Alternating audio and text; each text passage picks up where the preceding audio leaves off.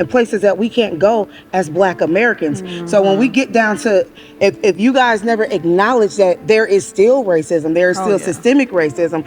Me as a mother of 5 Black young men, I have to tell my kids how to act. When you go here, this is what you do. You have to make this call. You have to be still, put your hands out the window. Don't make any sudden moves when you're getting pulled over. I have to groom my sons on how to act in white America. No. I'd like you all to give me your definition of the word racism. I'm just going to go with... And I'm Martha Berry. I am retired, and I was formerly the Chief Racial Justice Officer at the YWCA Southeast Wisconsin. So the video just skipped. It just like jump skipped. So started at like 30 seconds. It's going to be around 30. So 3, 2, 1. And my name is Corey Houston, and I just recently started a nonprofit called Politics Impact People. And also I volunteer for the GOP in Milwaukee. Let's start with an easy one. I'd like you all to give me your definition of the word racism.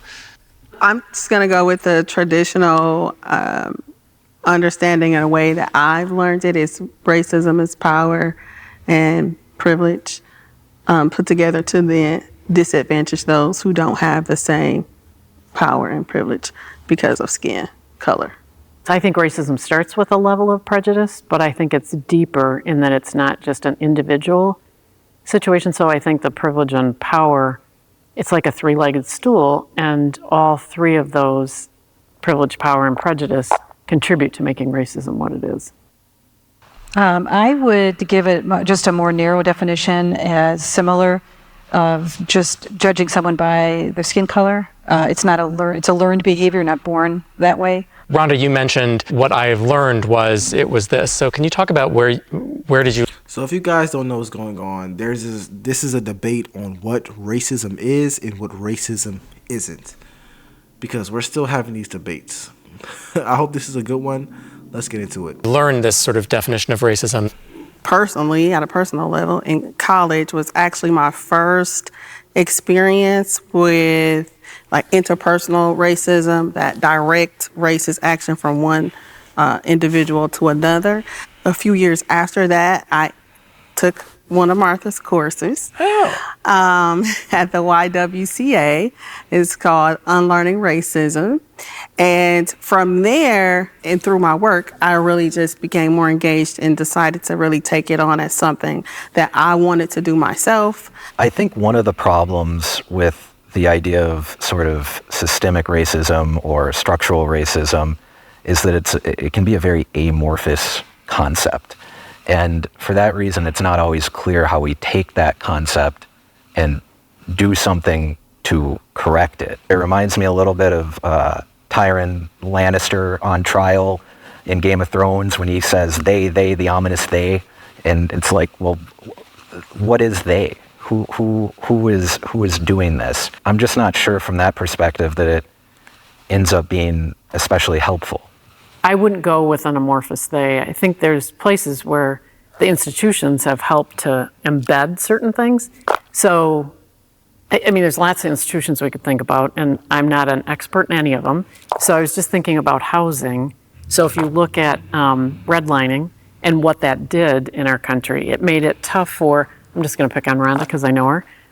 If you were trying to look in my neighborhood, which is mostly white, although there's people of color in my neighborhood, would you be shown that house? Would you be shown that neighborhood? Would you be assumed to be okay? But then it's not just, could she find something? Would the bank give her a loan that would allow her to have access to the money to be able to do that? And in Milwaukee, it's been particularly challenging for families of color in that a lot of banks weren't willing to loan the money. So when you talk about the concept of systemic racism always, I'm not going to say confused me, but the debates behind it never really made too much sense to me because they conveniently just leave out other races. For example, why doesn't systemic racism disproportionately affect not even other races, other ethnic groups like Nigerian Americans? Why doesn't it disproportionately affect them, or Ghanaian Americans?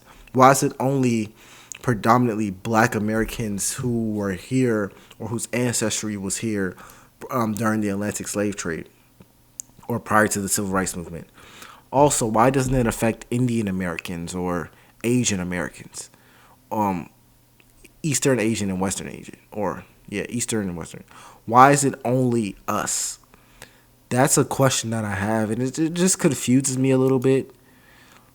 It really does, because I'm like, if it affected everybody, if it affected everybody economically, you know what? I'd be like, yeah, power to the people. But if it only affects us, I'm like, wait, hold up. All the negativity falls on us. We don't have anything to do with it.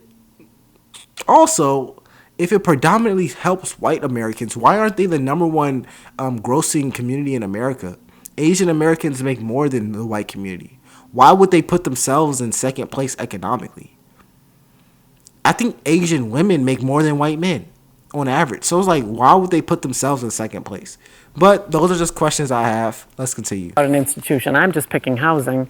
We could pick any number of other things, but you know, it seems like there's ways that many of those different groups were in cahoots with each other, I guess, for lack of a better word. So certainly there are racial disparities that exist in this world. I would think everyone here would agree with that. I think the issue becomes, though, an assumption that when those disparities exist, it must be caused by racism. If you look at the 2022 census data, the top 5 ethnicities in terms of income, none of them were white. It was Indians, Filipinos, Iranians, South African, and Lebanese. In fact, 71 of 71, the very bottom, was Appalachian, so rural whites.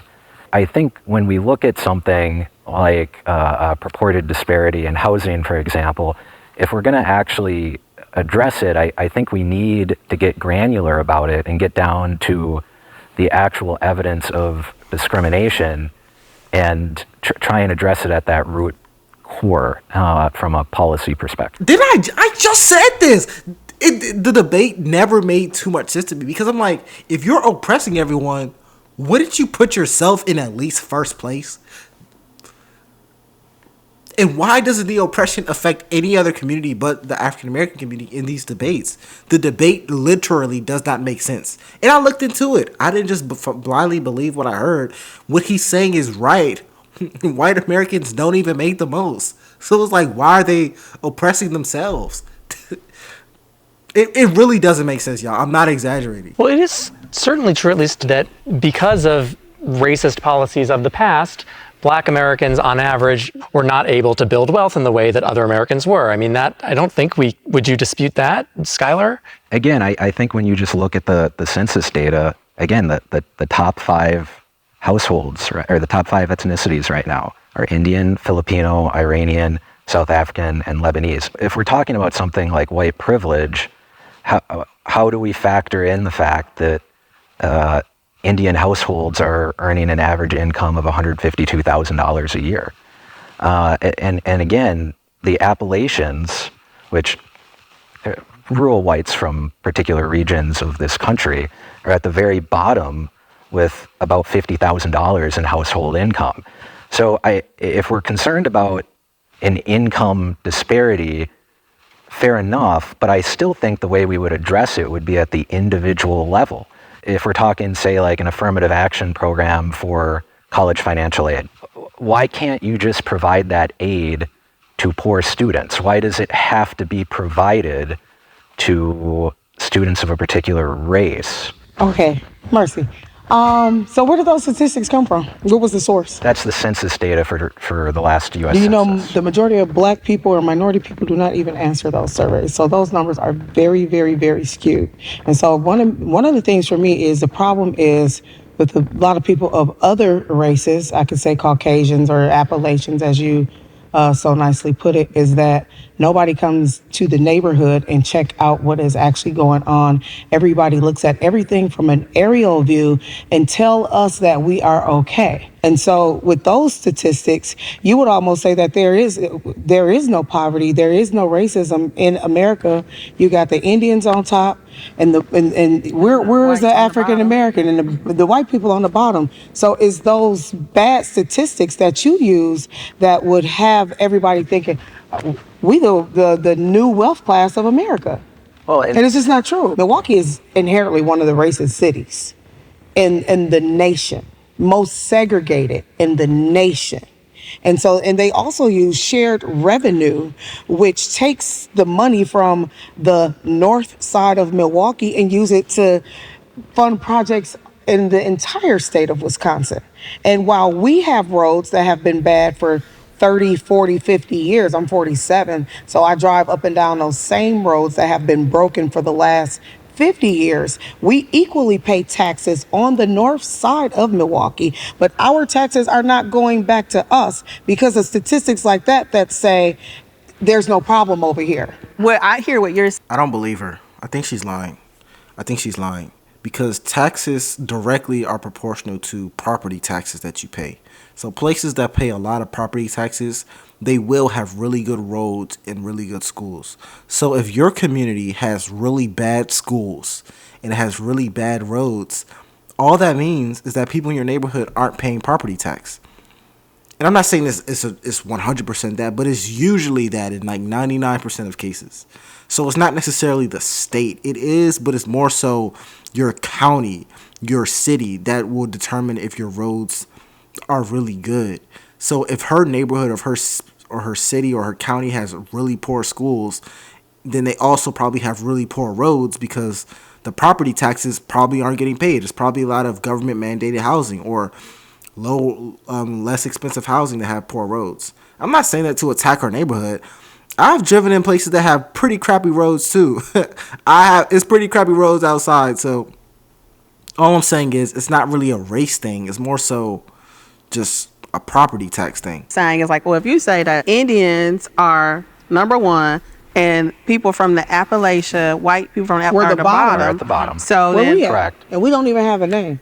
So, who is sub-Saharan Africans? I'm sure It ain't it's, us. I'm sure it's in there somewhere. Where are they at and where are they from? but I even got a problem with the term African American. My husband, who's from Libya, Oh, okay. immigrated here, is an African American. I'm just American. And so, if we look at that, if you want to say Black American, White American, all the terms are just skewed and thrown off. And so, is again bad data like that leaves us where we are, and it creates more problems. You're saying that it's looking at the issue of racism from the point of view that if you have group X that is doing better than group Y, or if there's a standard to be in group X and the group Y is not making that standard, then the standards must be racist because the group doesn't fit the demographic. The more interesting conversation I think to have is when we only look through the lens of race, what else are we not seeing? When we talk about racism as a Black family, it is born and indoctrinated that there is racism. These are the things you got to look out for. There's a green book on how to travel through Wisconsin, through cities, how you got to navigate. Currently? There's still a green book. Absolutely. There's still sundown towns and places that we can't go as Black Americans. So when we get down to, if you guys never acknowledge that there is still racism, there is still systemic racism, me as a mother of 5 Black young men, I have to tell my kids how to act. When you go here, this is what you do. You have to make this call. You have to be still, put your hands out the window. Don't make any sudden moves when you're getting pulled over. I have to groom my sons on how to act in white America. What you just told No. You have to groom your sons to make money. You have to groom your sons to either go to college or pick up a trade or pick up a skill. Because that's actually a big epidemic in Black boys specifically. They have lower reading levels. They have lower education levels. And I'm not just talking about college. I'm talking about trades as well. Because people forget trades are still education. It's trade school. It's education. Such as being a barber, being an electrician, being a plumber. That's school. So you should teach them to not be academically lazy and pick up a career so they aren't poor. That's what you should be teaching young Black boys, because that is the biggest problem with young Black boys. It's not white America. It's not white America. That's probably why they think they're a victim, because they think the biggest problem is white America. Why can't you read? It's white America. Why do you have adult men who aren't married to the baby of their, who aren't married to the mother of their child? Oh, it's white America's fault. Why aren't you going to trade school or college? Oh, white America. It's always white America, right?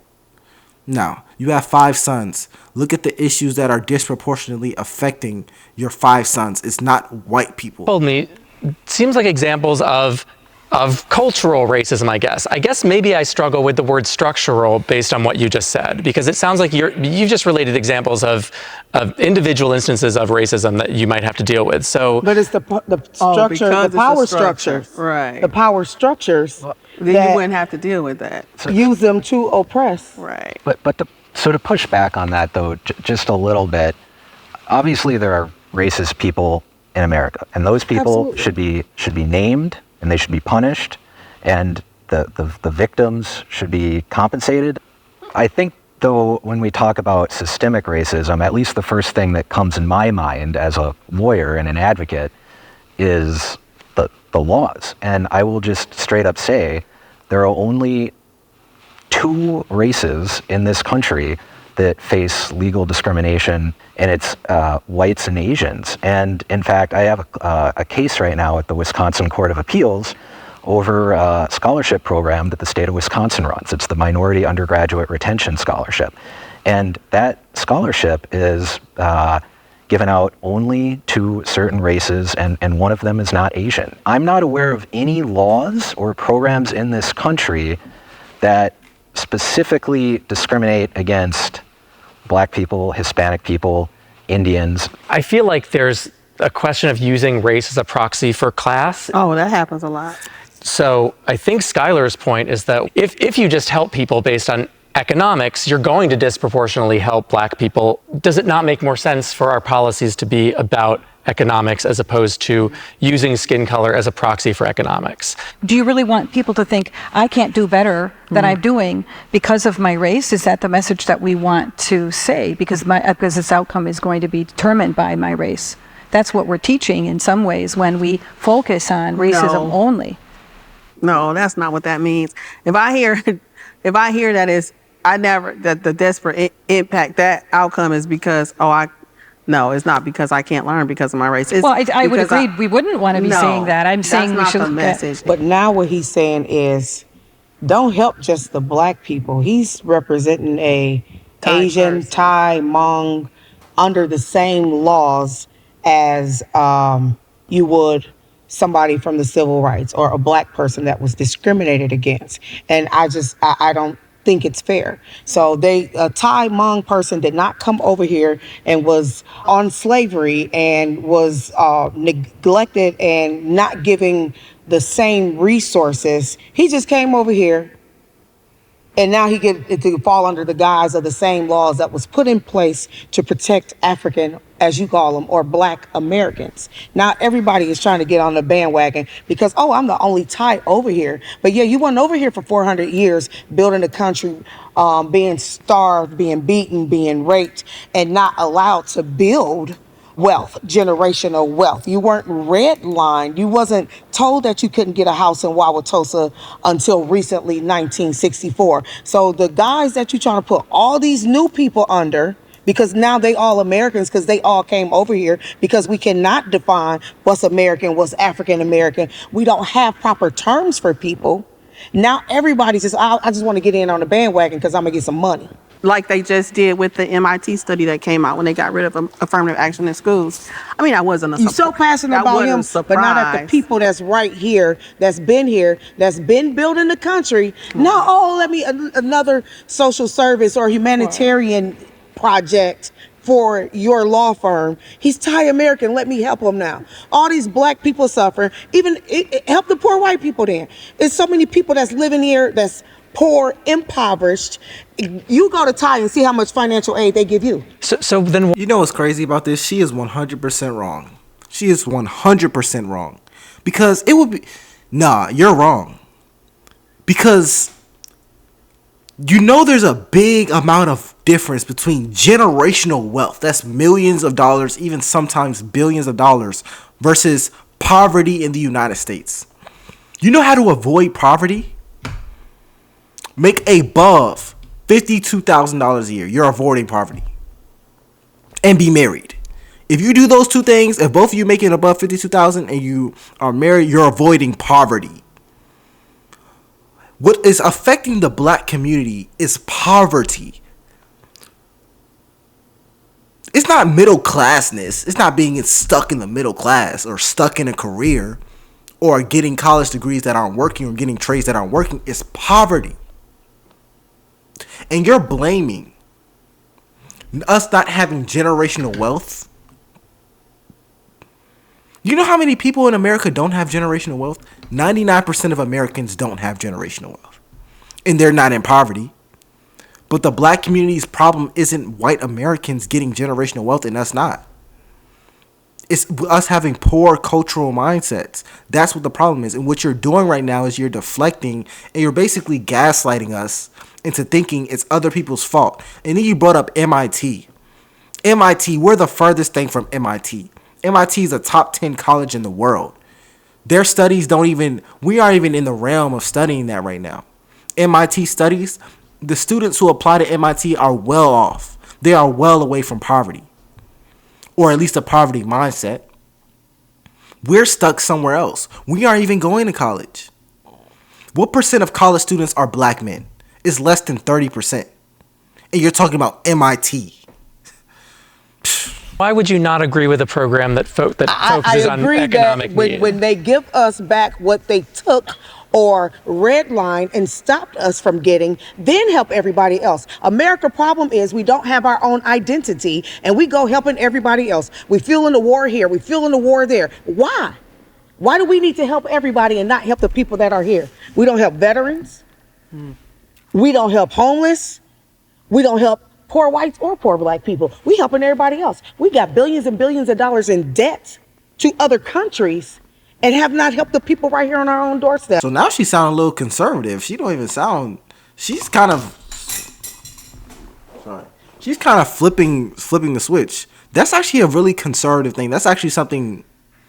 That's a conservative thing to say. What do y'all think about that? That we call citizens. I think part of the problem here is the innocent third party, okay? What innocent third party? They come in here milking the system and y'all let them. Can I finish? But if we do it, it's a crime. If they do it, it's okay. Keep going, Skylar. Thank you. The Students for Fair Admissions decision, which was the Harvard affirmative action case from just a couple of maybe 2 years ago. One of the issues in that case is that college admissions, unfortunately, is zero sum. Right? There is a finite amount of spots in a freshman class. And that's unfortunate. For so long as it is zero sum, Harvard did not want to take Asian students. It held Asian students to a substantially higher standard. And it did that because it was worried that if it went off ACT scores, SAT scores, GPA, those kind of metrics, which I understand can be controversial for other reasons, but if it went off those metrics exclusively, there would be too many Asians, and it didn't want that. So what it did and I think it did it with good motives, right? It wanted to make up for all of these problems that you're seeing, all of the racist past and all of these issues. But the way that it got there was to victimize these Asian students.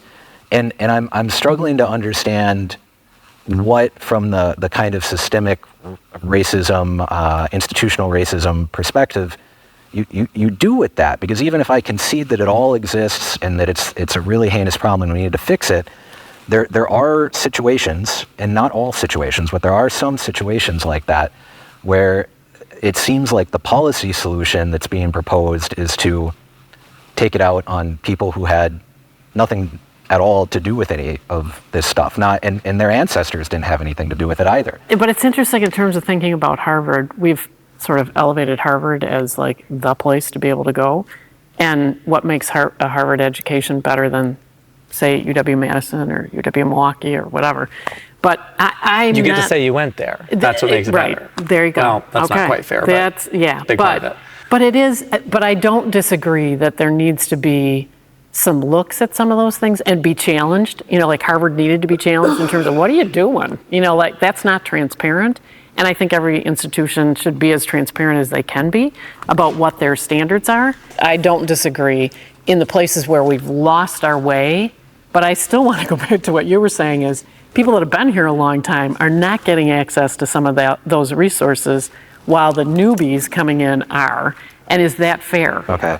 So Wisconsin runs a diverse suppliers program. It gives out about $200 million a year. And the way it works is that if you're a minority-owned business, you get what's called a 5% bid preference, okay? So if you say, I will sell pencils to the state of Wisconsin, and I'm going to charge the state of Wisconsin $100, if you're a minority-owned business, the state of Wisconsin treats that as $95 for a bid. So if you guys don't understand what he's really saying, the heart of what he's saying is that they do get preference. Black people do get preference because they're earning under the idea that black people don't get preference. He's saying that that's not true. That is literally not true. And I'm saying this as a master's student studying engineering. I've seen it. I've been in academia for half a decade. I've seen it.